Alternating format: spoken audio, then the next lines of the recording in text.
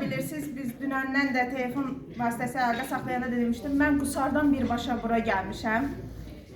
İstədim bu dəfə kiçik bir təşəkkürnamə ilə gəlim. Şeirini də səhər tezdən elə yolda gələ-gələ yazmışam, indi səsləndirəcəm.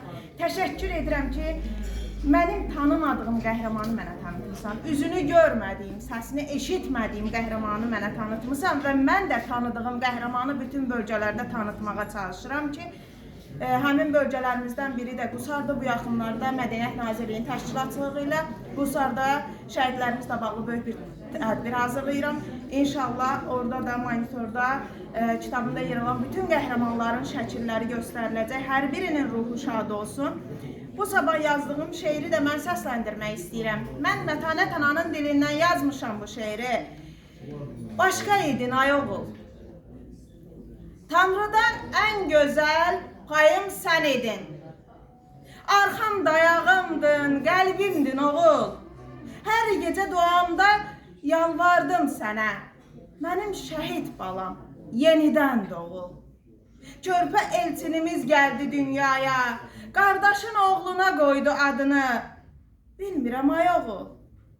Mən o körpədən heç ala bildimmi sənin dadını?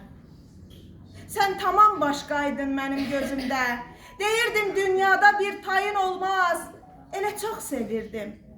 Sanırdım heç kəs mənim əllərimdən balamı almaz.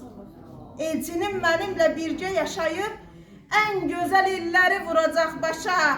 Sən şəhid olandan xətrimə dəyir. Mənə deyiləndə ana 100 yaşa. Sənin həsrətinlə yaşamaq olur. Hər günüm kədərə calanır mənim. Çəkdiyim əzablar az olmadı mı? Əcəl də kəsildi ömrümə qənim. Çəkdiyim əzablar az olmadı mı? Əcəl də kəsildi ömrümə qənim. Artıq 5 il keçir. 5 ildir biz bu şəhid ailələrinin bir çoxunu doğmasına çevrilmişik. Onların ailə üzvlərindən biri olmuşuq.